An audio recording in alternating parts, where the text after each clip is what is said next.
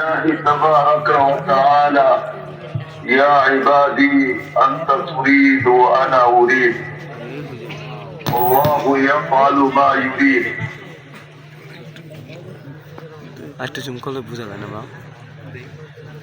সমস্ত উপস্থিতিকে সালাম। ছোট একটা কথা বলবো, শত ইচ্ছা থাকা সত্ত্বেও যতক্ষণ পর্যন্ত মানুষের ইচ্ছার সাথে আল্লাহর ইচ্ছা না মিলে তখন ওটা কখনো বাস্তবায়ন হয় না। এটাই কোরআনের শিক্ষা।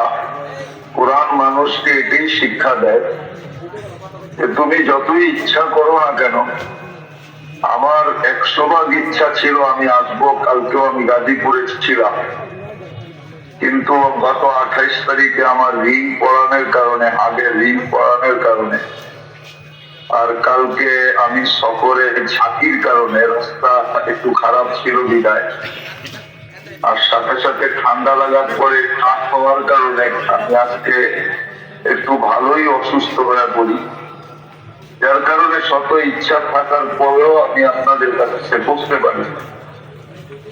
আর সত্য এটাই, মানুষ যত ইচ্ছা করুক না কেন, যতক্ষণ পর্যন্ত মানুষের ইচ্ছা আল্লাহর ইচ্ছার সাথে না মিলবে ততক্ষণ পর্যন্ত কোনো ব্যক্তির ইচ্ছা বাস্তবায়ন হবে না। কিন্তু একটা ছোট্ট কথা হলো যে আল্লাহর ইচ্ছা, মানুষের ইচ্ছা আল্লাহর ইচ্ছার সাথে মিলবে কখন? যখন মানুষ দুটা কাজ করবে। একটা আল্লাহর ইচ্ছা মতো এই ছোট জীবনটাকে কাটাবে, এবং সবচেয়ে বড় কথা হলো মুহাম্মদুর রাসূলুল্লাহ সাল্লাল্লাহু আলাইহি ওয়াসাল্লামের ইচ্ছা মতে যখন জীবনটা কাটাবে তখন আল্লাহর ইচ্ছা আর মানুষের ইচ্ছা এক হয়ে যাবে।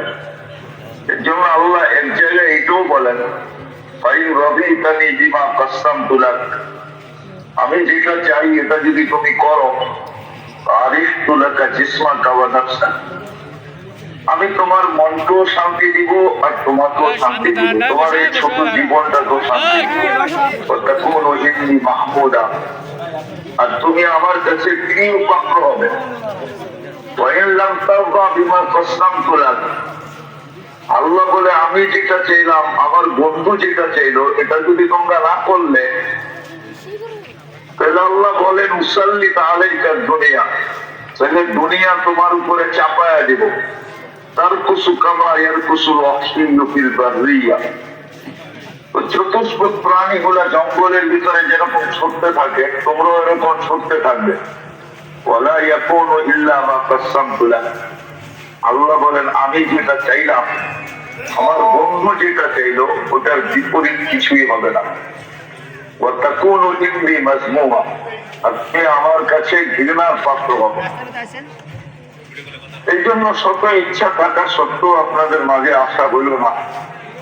আমি সবার কাছে দোয়াও চাই এবং সবার কাছে অনুতপ্ত। ইনশাআল্লাহ অঙ্গীকার করলাম আগামীতে যদি বাঁচা থাকি, সুস্থ থাকি, তাহলে ইনশাআল্লাহ সর্বপ্রথম আমি আপনাদেরকে সময় দিব ইনশাআল্লাহ। আমার জন্য দোয়া করবেন। অনুষ্ঠান যারা করছেন বা আয়োজকরা আমার সাথে বারবার যোগাযোগ করছেন, এবং সোহেল সাহেব, মুফতি সোহেল সাহেব, উনি আমার সাথে বারবার যোগাযোগ করছেন। উনি এতটুকু বলছেন যে আপনার শুধু আইসা উপস্থিত হইলেই চলবে, কিন্তু আসলে আমার কথা বলায় কোনো সমস্যা ছিল না। আমি 15-20 মিনিট আধা ঘন্টা কথা বলতে পারতাম, কিন্তু আমার হলো গাড়ির ঝাঁকিটা আমার জন্য বর্তমানে একটু ক্ষতিকর, বিধায় আমি গাড়ির ঝাঁকি বা সফর, এই জন্য আমি আসি নাই। কথা বলা আমার জন্য তেমন একটা সমস্যা ছিল না, কিন্তু ঝাঁকিটা, গাড়ির ঝাঁকি, রাস্তার যে অবস্থা, ঝাঁকিটা, এটা আমার জন্য একটু ক্ষতিকর ছিল, বিধায় বারবার বলা সত্ত্বেও আমি হিম্মত করতে পারি না। আমার বাসাওয়ালা যদিও আমাকে হিম্মত দিচ্ছেন, কিন্তু আমি নিজের শরীরের দিকে তাকায় হিম্মত করতে পারি না। দোয়া করেন আল্লাহ সুস্থ করো। ইনশাআল্লাহ আপনাদেরকে আমি আগামীতে সর্বপ্রথম সময় দিব ইনশাআল্লাহ। ইনশাআল্লাহ।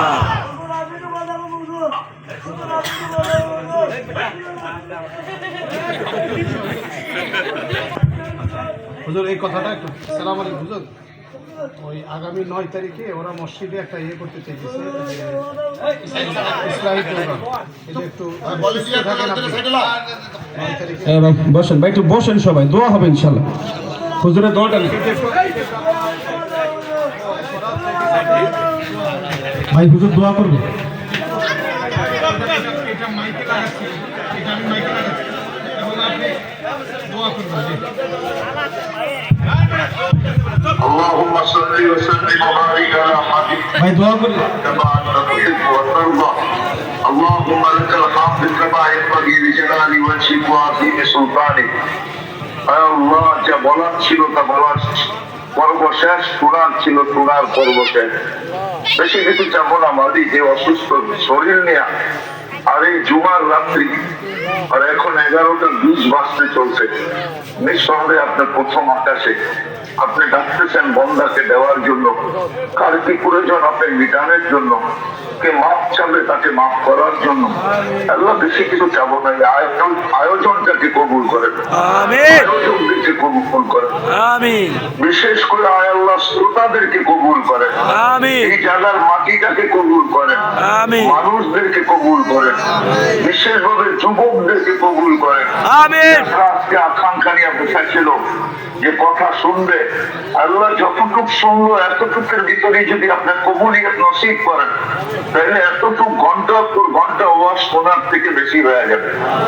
বিদায় সবাইকে আপনার দাসত্ব নসিব করেন, বিশেষ করে আপনার হাবিবের দাসত্ব নসিব করেন, মুহাম্মদুর রাসূলুল্লাহর ইত্তেবা নসিব করেন, ওনার সুন্নাত মতে জীবন কাটানোর তৌফিক নসিব করেন।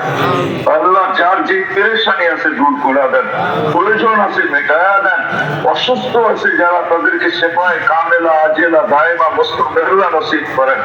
আল্লাহ জটিল রোগে যারা আক্রান্ত, চাই সেটা হার্টের হোক, চাই সেটা কিডনির হোক, চাই সেটা লিভারের হোক, চাই সেটা ব্রেন স্ট্রোকের হোক, চাই সেটা ডায়াবেটিসের হোক, চাই সেটা ক্যান্সারের হোক, চাই সেটা দুরারোগ্য হোক, চাই সেটা ব্যয়বহুল হোক, যদি কোনো এরকম রোগ কারো থেকে থাকে যেটা কাউকে বলতে পারে না, গোপন রোগ, আল্লাহ সবাইকে সেবায় কামেলা আজেলা দায়মা মুস্তামেররা নসিব করেন। আল্লাহ এখানে যারা উপস্থিত আছে, আল্লাহ এদের আত্মীয় স্বজন, মা বাবা ভাই বোন, আল্লাহ যে যেখানে মাটির নিচে সাহিত্য আছে, উম্মতে মুহাম্মদী যেখানে মাটির নিচে আরাম করুক না কেন, জিন হোক আর ইনসান হোক না কেন, আল্লাহ সবার কম্পরকে জান্নাতের বাগান বানায় দেন, কিন্তু তাও আল্লাহর ভিতরে বাগান নসিব করেন। আল্লাহ আজকে শুক্রবারের রাত্রি, আল্লাহ ঈদের রাত্রি, আল্লাহ শুক্রবারের রাত্রি, আল্লাহ আপনি আমাদেরকে খালি ফেরত দিয়েন না, আল্লাহ এই আয়োজকদেরকে খালি ফেরত দিয়েন না, শ্রোতাদেরকে খালি ফেরত দিয়েন না, এই এলাকার মানুষকে আপনি খালি ফেরত দিয়েন না। যতটুকু শুনলো এই পর্যন্ত, শুরু থেকে এই পর্যন্ত যতটুকু শুনলো, আল্লাহ প্রত্যেকটার উপরে আমল করার তৌফিক নসিব করেন। আল্লাহ যা চাইতে পারলাম তাও দেন, যা চাইতে পারলাম না তাও দেন। আল্লাহ আমাদের দেশটাকে আপনি হেফাজত করেন, আল্লাহ ফিলিস্তিনকে আপনি স্বাধীন আর জয়যুক্ত করেন। আল্লাহ রজব চলে গেছে, শাবানের ভিতরে বরকত নসিব করেন, আমাদেরকে রমজান পর্যন্ত পৌঁছার তৌফিক নসিব করেন। আল্লাহ রোজার খায়ের আর বরকত আমাদেরকে নসিব করেন। সামনে শবে বরাত আসতেছে, আল্লাহ শবে বরাতের রাত্রি, ওই বরকতময় রাত্রির সমস্ত বরকত আমাদেরকে নসিব করেন। আপনি মেহেরবানি করে আমাদের দোয়াকে কবুল করেন। ওয়াসাল্লাল্লাহু তাআলা আলা খায়রি খালকি মুহাম্মাদি ওয়া আলিহি ওয়া সাহবিহি আজমাইন বিরহমাতিকা ইয়া আরহামার রাহিমিন।